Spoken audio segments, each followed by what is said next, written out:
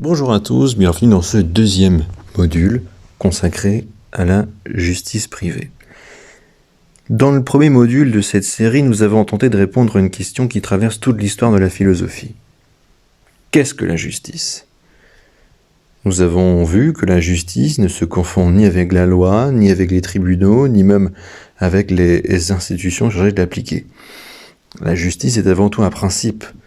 Elle cherche à déterminer ce qui est dû à chacun, à réparer les préjudices et à permettre la coexistence pacifique des individus.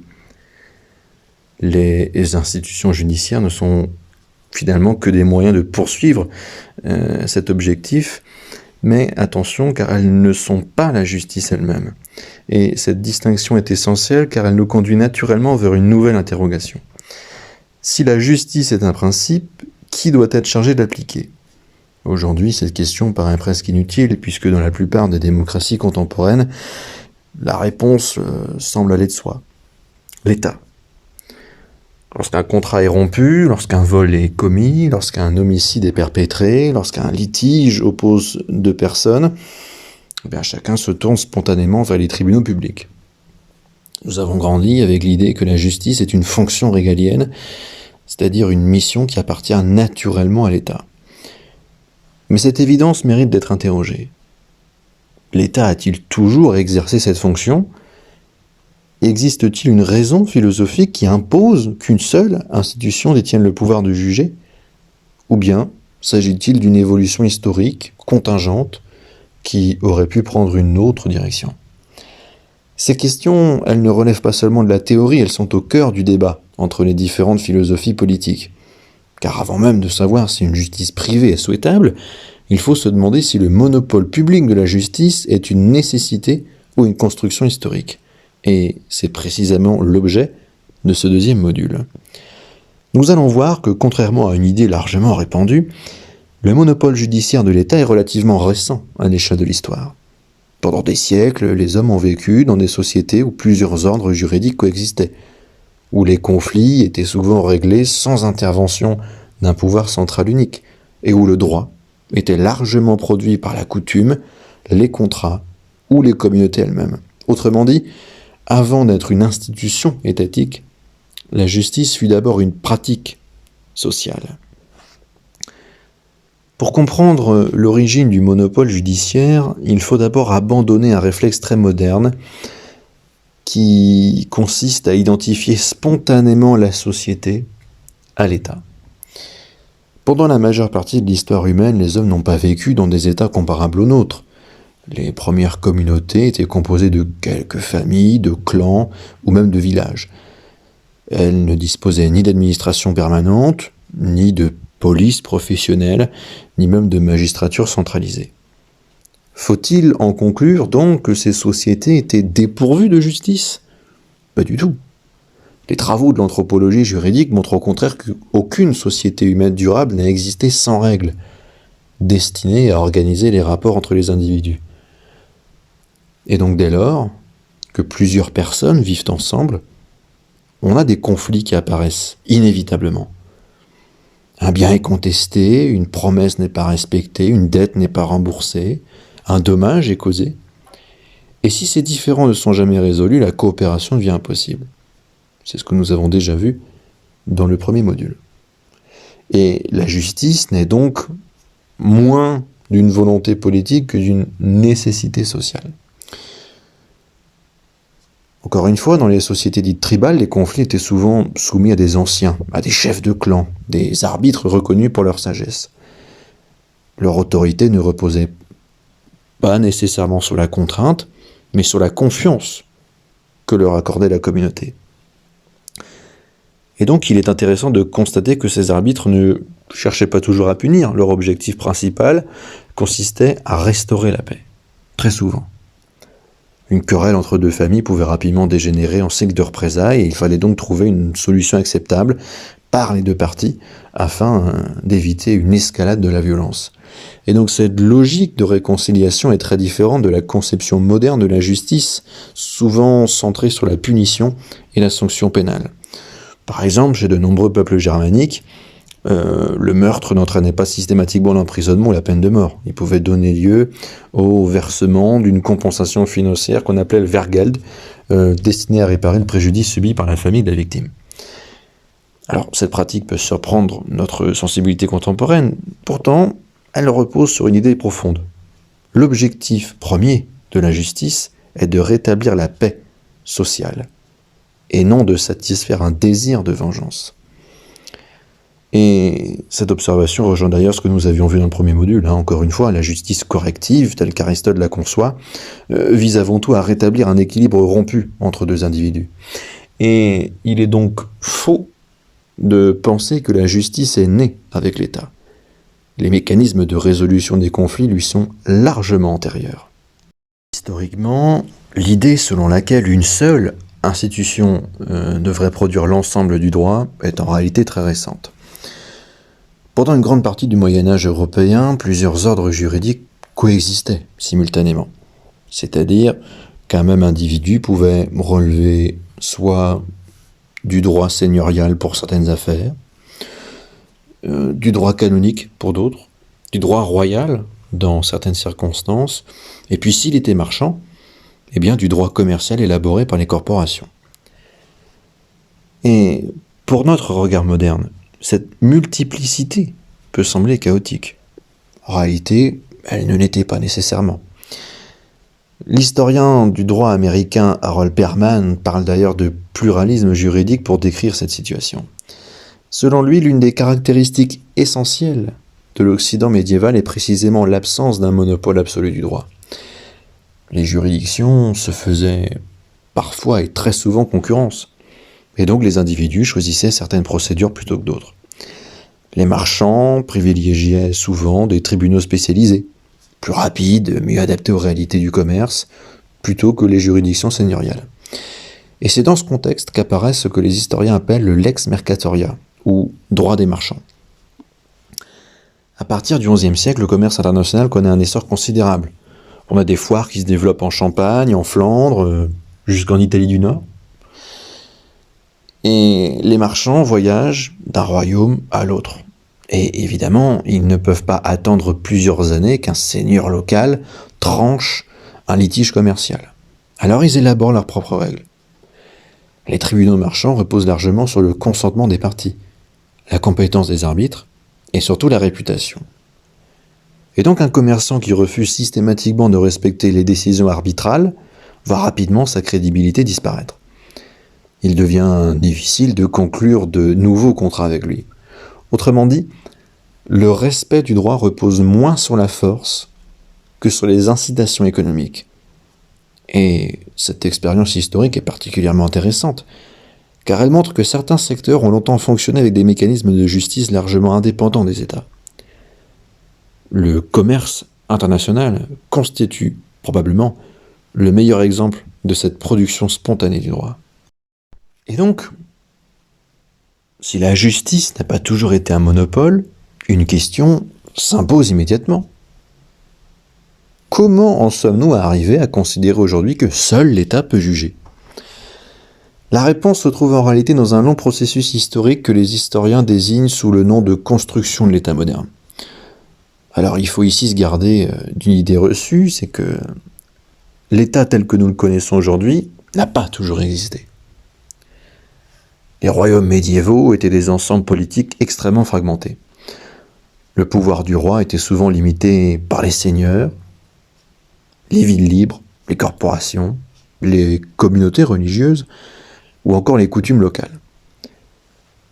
Et dans une même région pouvaient coexister plusieurs juridictions. Un conflit entre deux marchands pouvait relever d'un tribunal commercial. Une affaire de succession pouvait être examinée par une juridiction ecclésiastique. Un litige concernant une terre pouvait dépendre du seigneur local. Et donc il n'existait pas une autorité unique exerçant un contrôle absolu sur l'ensemble du territoire. Et c'est à partir de la fin du Moyen-Âge justement que cette situation évolue progressivement. Nous avons les monarchies européennes qui entreprennent un vaste mouvement de centralisation. Elles cherchent à unifier leur territoire, à imposer une fiscalité commune et à constituer des armées permanentes et à affirmer leur autorité face aux pouvoirs locaux. Et donc, dans cette entreprise, la justice joue un rôle déterminant. Celui qui rend la justice ne se contente pas de résoudre des conflits. Il affirme également son autorité politique. Et juger, c'est dire le droit. Et dire le droit, c'est exercer une forme de souveraineté. Les rois comprennent très tôt qu'ils ne pourront véritablement gouverner tant que d'autres juridictions continueront d'échapper à leur contrôle. Alors ils entreprennent progressivement de limiter les compétences des tribunaux seigneuriaux, de réduire l'autonomie des villes, d'encadrer les juridictions ecclésiastiques. Et ce mouvement est particulièrement visible en France, puisqu'à partir des règnes de Philippe le Bel puis de Louis XI, et surtout sous la monarchie absolue, eh bien la justice royale s'impose progressivement comme la référence suprême. Les appels sont centralisés, les ordonnances royales uniformisent les procédures, et donc le roi devient, selon la célèbre formule, la source de toute justice. Mais cette évolution ne se limite pas à la France, on la retrouve sous des formes diverses dans l'ensemble de l'Europe occidentale. Et donc la justice cesse progressivement d'être une fonction exercée par une pluralité d'autorités pour devenir l'un des attributs essentiels de l'État. Cette évolution trouve son aboutissement dans la pensée politique moderne, puisqu'au début du XXe siècle, le sociologue allemand Max Weber propose une définition devenue célèbre de l'État. Selon lui, l'État est l'institution qui revendique avec succès le monopole de la violence physique légitime sur un territoire donné. Autrement dit, également, selon lui, il ne dit pas évidemment que l'État est le seul à exercer la violence. Il y a des criminels, des particuliers qui agissent également de la même manière et peuvent utiliser la force. Mais ce qui distingue l'État, selon Weber, c'est qu'il est le seul dont l'usage de la contrainte est considéré comme légitime par le droit. Autrement dit, lorsqu'un tribunal condamne un individu, cette décision peut être exécutée par la force. Mais lorsqu'un huissier procède à une saisie, lorsqu'un policier interpelle un suspect, ou lorsqu'une administration recouvre une dette fiscale, tous agissent au nom de cette prérogative particulière. Et donc la justice devient ainsi indissociable du pouvoir politique. Et ce lien est aujourd'hui si profondément ancré dans nos représentations que nous avons tendance à croire qu'il a toujours existé. Pourtant, comme on vient de le voir, il s'agit du résultat d'une longue évolution historique. Mais l'État n'a pas créé la justice. Il a progressivement absorbé les fonctions judiciaires exercées auparavant par une multitude d'institutions. Et cette distinction est fondamentale, parce que dire que l'État exerce aujourd'hui un monopole, ça ne signifie pas qu'il en a toujours été ainsi, ni même que cette question constitue une nécessité philosophique. Elle décrit simplement un état de fait. Et la question normative, elle, reste entière. Ce monopole est-il souhaitable ? Et donc, pour répondre à cette question, intéressons-nous d'abord aux justifications du monopole, puisque nous avons des défenseurs de la justice publique depuis des décennies, des centaines d'années, qui avancent plusieurs arguments pour justifier cette concentration du pouvoir judiciaire. Le premier concerne celui de l'unité du droit. Selon cette perspective, une société ne peut fonctionner harmonieusement que si tous les citoyens sont soumis aux mêmes règles. Et l'existence, selon eux, de plusieurs juridictions indépendantes risquerait de produire des décisions contradictoires ou même d'affaiblir la sécurité juridique. Le deuxième argument, c'est celui de l'égalité devant la loi. Si plusieurs institutions concurrentes rendent la justice, et alors certains craignent que les individus les plus fortunés puissent choisir les juridictions les plus favorables à leurs intérêts, tandis que les plus modestes seraient contraints d'accepter des services de moindre qualité. Le troisième argument concerne la paix civile. Dans un système où plusieurs autorités judiciaires coexisteraient, selon eux, la question qui se pose, c'est comment résoudre un désaccord entre deux tribunaux ? Qui imposerait la décision finale ? Les critiques de la justice privée estiment qu'un tel système pourrait dégénérer en affrontement entre agences concurrentes. Et enfin, quatrième argument, souvent avancé de manière implicite, c'est que la justice serait une mission trop importante pour être abandonnée au mécanisme ordinaire de la concurrence. Elle constituerait un bien public par excellence, au même titre que la défense nationale ou la diplomatie. Et ces objections sont sérieuses, elles ne doivent ni être caricaturées ni être écartées d'un revers de main. Toute réflexion rigoureuse sur la justice privée doit commencer par reconnaître la force des arguments de ses adversaires. Mais reconnaître leur force ne signifie pas les considérer comme décisifs, et c'est précisément ce que nous examinerons par exemple dans les modules suivants. Et justement, avant d'attaquer les modules suivants, nous avons parlé à l'instant de ceux qui prônent le monopole judiciaire. Intéressons-nous désormais à ceux de l'autre côté qui mènent une critique libérale du monopole judiciaire. Jusqu'à présent, nous avons adopté une démarche essentiellement historique. On a retracé historiquement, d'un trait, grosso modo, quand même, mais de manière assez complète, cette histoire, quelque part, de la justice. Nous avons constaté que le monopole judiciaire de l'État ne s'est pas imposé d'un seul coup. Il est le résultat d'un long processus de centralisation politique qui s'étend sur plusieurs siècles. Mais il reste maintenant une question plus philosophique. Le fait que l'État exerce aujourd'hui le monopole de la justice, signifie-t-il qu'il devrait nécessairement l'exercer ? En philosophie politique, il est essentiel de distinguer deux types de raisonnement. Le premier, il est descriptif. C'est-à-dire qu'il consiste à expliquer comment les choses sont, ou comment elles sont devenues ce qu'elles sont aujourd'hui. Le second est normatif, il consiste à déterminer ce qu'ils devraient être. Or, il est fréquent de confondre ces deux approches, parce que l'État exerce aujourd'hui la justice et beaucoup concluent qu'il est naturellement destiné à le faire, et pourtant ce raisonnement est contestable, on l'a vu. L'histoire regorge d'institutions qui ont longtemps semblé naturelles avant d'être profondément remises en question. Pendant des siècles, la monarchie absolue apparaissait comme la forme normale du pouvoir politique. L'esclavage fut longtemps considéré comme une institution légitime. Le servage, les privilèges nobiliaires, les monopoles commerciaux furent également présentés comme des nécessités. Donc, le fait qu'une institution existe ne suffit jamais à démontrer sa légitimité. Mais il faut encore expliquer pourquoi elle serait moralement ou politiquement justifiée. Et c'est précisément cette interrogation que développent plusieurs penseurs libéraux à partir du XVIIIe siècle. Et justement, avant d'attaquer les modules suivants, nous avons parlé à l'instant de ceux qui prônent le monopole judiciaire.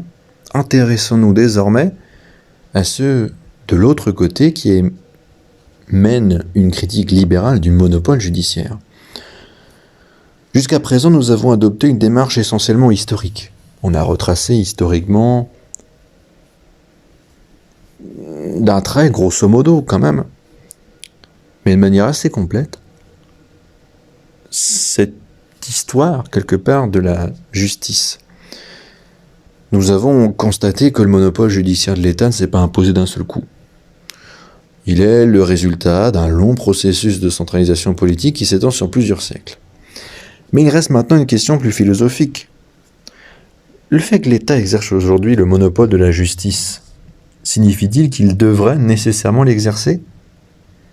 En philosophie politique, il est essentiel de distinguer deux types de raisonnement. Le premier, il est descriptif. C'est-à-dire qu'il consiste à expliquer comment les choses sont, ou comment elles sont devenues ce qu'elles sont aujourd'hui. Le second est normatif, il consiste à déterminer ce qu'ils devraient être. Or, il est fréquent de confondre ces deux approches, parce que l'État exerce aujourd'hui la justice et beaucoup concluent qu'il est naturellement destiné à le faire, et pourtant ce raisonnement est contestable, on l'a vu. L'histoire regorge d'institutions qui ont longtemps semblé naturelles avant d'être profondément remises en question. Pendant des siècles, la monarchie absolue apparaissait comme la forme normale du pouvoir politique. L'esclavage fut longtemps considéré comme une institution légitime. Le servage, les privilèges nobiliaires, les monopoles commerciaux furent également présentés comme des nécessités. Donc, le fait qu'une institution existe ne suffit jamais à démontrer sa légitimité. Mais il faut encore expliquer pourquoi elle serait moralement ou politiquement justifiée. Et c'est précisément cette interrogation que développent plusieurs penseurs libéraux à partir du XVIIIe siècle. Ces penseurs libéraux ne contestent pas d'abord l'existence des tribunaux publics. Ils posent une question beaucoup plus générale. Pourquoi appliquer au domaine de la justice un principe différent de celui que nous appliquons à presque toutes les autres activités humaines ? Dans une économie de marché, la concurrence est généralement présentée comme un mécanisme permettant d'améliorer la qualité des services, de favoriser l'innovation, de limiter les abus liés aux situations monopolistiques. Et pourquoi donc cette logique disparaît-elle dès lors qu'il s'agit de produire du droit ou de résoudre des conflits ? Le premier auteur à pousser cette réflexion jusqu'à son terme est l'économiste belge Gustave de Molinari. En 1849, il publie un court essai qui fera date et qui s'appelle « De la production de la sécurité ». Son raisonnement est remarquablement simple. Les économistes classiques expliquent depuis Adam Smith que les monopoles sont généralement moins efficaces que la concurrence. Ils produisent des services plus coûteux, moins innovants et moins attentifs aux besoins des consommateurs. Et Molinari demande pourquoi ce principe cesserait-il soudainement d'être valable lorsqu'il s'agit de la sécurité ou de la justice. Molinari écrit « Si la concurrence est avantageuse, ou du moins si la libre concurrence est avantageuse pour produire du pain, des vêtements ou des logements, pourquoi ne le serait-elle pas plus pourquoi ne le serait-elle plus je recommence. Si la libre concurrence est avantageuse pour produire du pain, des vêtements ou des logements, pourquoi ne le serait-elle plus pour produire la sécurité ? La question est évidemment provocatrice. C'est Molinari. Mais elle remet en cause une idée que presque tout le monde tient pour acquise. Molinari ne prétend pas démontrer immédiatement qu'une justice privée fonctionnerait mieux, mais il montre d'abord que le monopole public ne peut pas être considéré comme une évidence. Autrement dit, la charge de la preuve change de camp. Ce n'est plus seulement aux défenseurs de la concurrence de justifier leur position, c'est aussi aux défenseurs du monopole d'expliquer pourquoi la justice constituerait une exception. Et cette inversion du raisonnement exercera une influence considérable sur les penseurs libertariens du XXe siècle.